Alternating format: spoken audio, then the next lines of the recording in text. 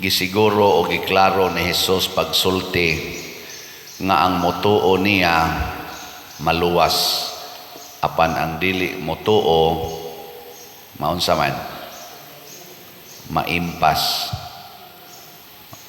Niya kinsa may atong tuhuan ang giwali sa mga sinugo ni Kristo sa iyang mga disipulo, labi na gyud sa iyang mga apostoles o sa mga ebanghelista.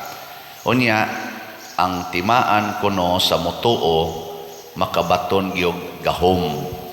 Wa na ni maghisgot nga ang mga apostoles ra, ang mga pari ra, ang mga obispo ra, ang mga unsa diha Santo Papa mao'y makabaton og gahom. Pero ang tanan gyud nga motuo dunay gahom.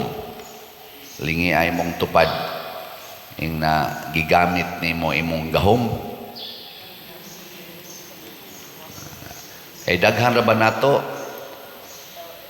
hadlok ka istanan, labi na gyud aning mga yawanon nga mga timaan, sama anang sakit, kasakit, kanang mga disturbo nga na ay magtingog-tingog sa inyong balay, kakita ka na mga duwende, kita ka na mga agta, kita ka na mga white lady, hadlok kay ta. Lingay mo to, di ka mahadlok ana, tunga na sa inyong kwarto. Daghan kay mahadlok, wanang halagyod gamit anang mga asin, mga tubig, mga crucifix. Okay man na siya. Pero kung bunga na sa imong kahadlok, patay ka diha. Matod pa ni San Pedro diri sa atong unang pagbasa, ang yawa nagngub, nagtuyok-tuyok, murag leon, nangitag iyang tukbonon. Sukli siya, liguna ang inyong pagtuo. Pagtuo na sa igisgutan. Unsaon man pagligon sa pagtuo, o unsa may timaan na ligon atong pagtuo, mawa ng atong kahadlok. Ngano man kay ang gahom sa Ginoo mao may muhari nato. Harian ganitas gahom sa Ginoo, bungas atong pagtuo, mawagtang ginang kahadlok. Laing lingi sa imong tupad na di ka mahadlok mamatay. Ang nakono.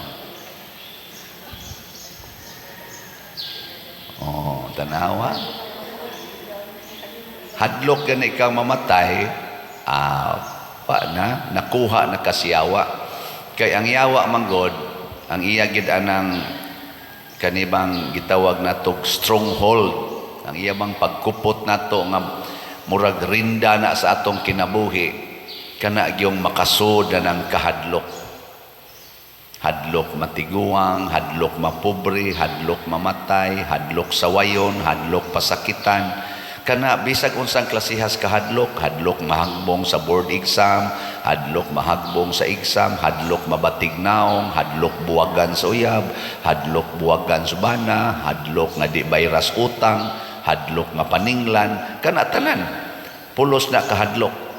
Hadlok nga maubanon ang buhok, mao nang pakuluran dayon, hadlok nga munipis ang kilay, mao nang badlisan gyud ana.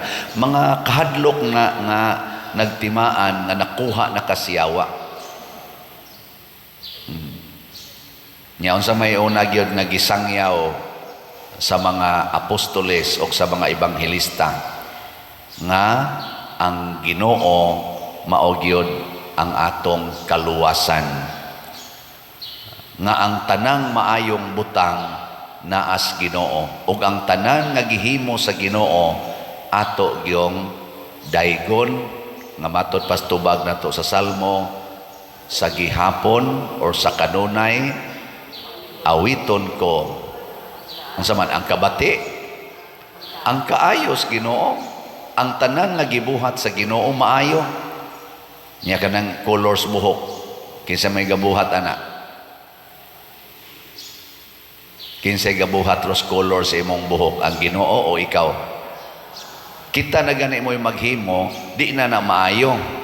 Pero Ginoo gani mo'y naghimo, maayo gyud na siya. Kay kanang imo rong himo-himo, bunga man sa imong kahadlok. Yawan o na, mo na magsinahay na, ma-insecure na ka, ratol na kay kastanan, kung musugod na sagputi ang punuas imong buhok, ana, kay imo manggihimo-himuan og pamakak. Ang yawa manggod mga igsoon, prinsipis bakak mo na tungod sa kahadlok, mamakak dayon ta. Tungod sa kahadlok, mupatay ta. Tungod sa kahadlok, manglibak ta. Tungod sa kahadlok, mudaot ta. Tungod sa kahadlok, magdinaw ta. Mga yawan noon ginatanan. Tutok mabuda ko. Muna, ang atong buhaton, kinahanglan yun mo gamit ta sa gahom sa Ginoo. Ug unsa may pinakanindot nga paggamit sa gahom sa Ginoo, kana gyung magpakamatay ta para sa atong pagtuo. Ug mauna nga puwa atong gisulob karon kay bisan tinuod daghan kay gahom sila si San Pedro, nakaayo silang mga patay, nakabuhi silang patay, nakaayo silang mga masakiton, mga bakol, mga buta, makahingilin silang mga yawa gikan sa mga giyawaan apan gipatay sila. Ug ang katapusang pagsaksi nila ni San Pedro, San Marcos, San Pablo, hastagan sa atong unang mga santos, San Pedro Calungsod, San Lorenzo Ruiz, o bisan kani si San Vicente Ferrer, wa man ni mamartir, pero ang ilag yung pagsaksi nga tinuod silang nga ay gahom sa Ginoo, dili mahadlok sakiton, dili mahadlok nga patyon, ug nangamatay gid sila as martyrs. Ana, gilingay mong tupad ing na sugod karon, ing na ba ing na sugod karon, di nata masuko sa mupatay nato. Kana, na isakto.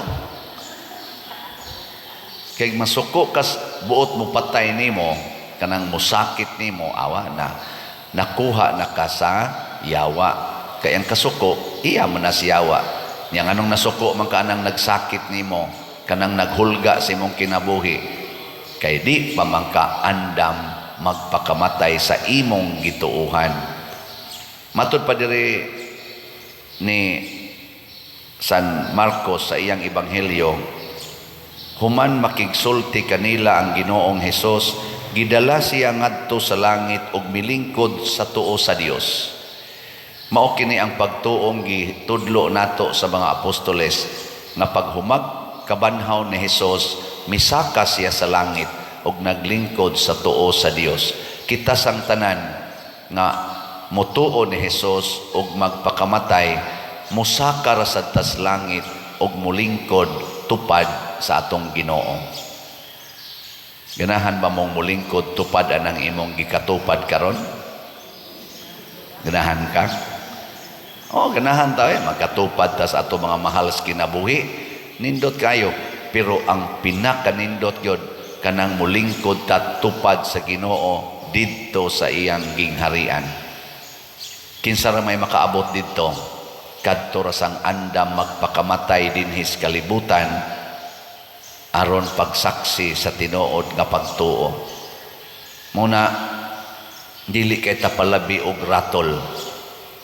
Dihay akong kanini ang kaistorya ba nga kuan kuno to siya alagad nya gasigi siya sulob anang cross kanang crucifix ba. Nako, wa mo ko kailan niya, nako, obispo ka? Kita mi siya dili pader kay nagpa-picture man siya nako lagi kay cross dire siya kuan ko pader alagad niya ako gining isulob kanunay kay panagang maninako sa daotang espiritu. Nako mura din nag-anting-anting siya dili pader kay kanang anting-anting pader gikan manas albularyo ang kani gikan gibindisyonan man ginis pare. Nako anting-anting lagi nga gikas pare. Kay kundi gani ka makakuha anang imong gisabuong sa imong dughan, kay mahadlo ka nga wa na kay panagang siyawa, imo na nang gianting-anting, And then, sa atong pamaagi sa simbahan, ang obispo ra gyud mo ay magsigig sulob anang cross dinhi. Kana bang magpintas og cross ba? Bisan kami mga pari, we are not encouraged to wear. Usahay ka na lang amo diring kanang crucifix nga ipapilit dinhi, pero kanang magsabuong gyud og cross ang obispo. Ana. Uy, magsabuong og cross, mura na nung kag obispong gamay. Nakukuha lang na nga itaod lang na siya kon padong na mo nga mo serve isip alagad, padong mo magkiispi, padong mo mag-serve sa misa, ala sulob na. Pero dili gani kuha lang, brad. Ug imo nang gihimong panagang sa yawa, anting-anting na na. Pero imo nang kuhaon pero makasagang yapon ka sa yawa, tinuod na ng pagtuo. Diha na ipapilit ang crucifix sa imong kasing-kasing o sa imong hunahuna. Unsa may meaning aning crucifix? Kanang cross ba? Unsa may meaning ana? Na, dako kayo di sa kong luyo. Unsa man na? Unsay pasabot ana? Awa mo kibaw?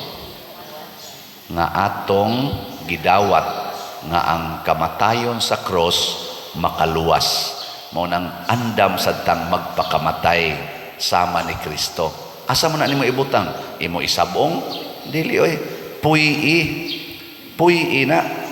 Kay magsabong-sabong lang kana, mura naghabak-habak. Puyi. Bisag wa pa na nimo gibutang sa imong lawas. Puyi nga gusto kang magpakamatay, andam kang magpakamatay anytime sa pagtuo nga makaluwas, sa pagtuo nga atong gisangyaw. Puyi. Ana. Unya, unsa may resulta inig puyo nato? Bisan pag naatay kasakit, magsige ra gyapon tag kanta-kanta. Bisan pag naatay mga kapakyasan sa atong kinabuhi, mga dimalas atong kinabuhi, magsige ra gyapon tag kanta-kanta. Mao na ang mga martyrs, labi na gitong mga martyrs dito sa Roma nga gisunog ang lawas ni Emperador Nero ba to? Mga tuig 67, 64, pastilan na nag-awit samtang ang ilang lawas nasunog na, samtang gipangkaon sila sa mga leon, nag-awit o mga pagdaig sa Ginoo. Makaawit ka taana samtang torturon ka, dili oy. Pero tungod sa ilang dakong gahom o gugmas Ginoo nga naa silang kasing-kasing, giangoban lagi panghubuan kay gi pakaon sa mga nanap, kunis-kunis, gasigig awit hangtod na matay, gasigig awit. Mao na ang atong tubag sa Salmo, mao ni ang deklarasyon sa mga martyrs sa gihapon awiton ko ang kaayos Ginoo. Kay ang kaayos Ginoo mga igsoon mulabaw sa tanang kahadlok. Ako bitaw man ko mahadlok nga di mahali ning ato mga slots nga ano man, sige ra gyapon og awit sa kaayos Ginoo. Kay na naman nibarog naman atong kumbinto, nara na ninyo inyo nang bayaran o dili. Bayad mo ana dili. O kita di ay dili kamo, kita mubayad ta ana dili. Bayad. So palit kitag maayong slot. Na iniingon ako, text, pader, wa ka mabalaka nga dako pa man kay nang imong slot nga gibaligya, di niya na mahalin. Nako, ang Ginoo ray mo tandog sa kasing-kasing namo o sa kasing-kasing nimo. Isa, pasaylo ako paderha nga ginagmay ra gid akong mapalit. Makapalit na kuno siya usa ka slot kada buwan. Nako, padayuna na hangtod ka mamatay. Kung daghan og parihan nimong batasan nga kada buwan mopalit og usa ka slot sa tanan nga nagpaminaw aning atong misa dinhi, sa tanan nga nagsunod aning atong mga homilya, mopalit og tagsa ka slot kada buwan, mao na itong batasan. Bahala nagmagutman ta, bahala nagmapobre ta, basta palit kitag slot. Pagkadagko o pagkadaghan kaha, sa mahimo natong kaayuhan dinhi sa atong katilingban sa simbahan. Makaingon kitang sa gihapon awiton ko ang kaayo gyud sa Ginoo.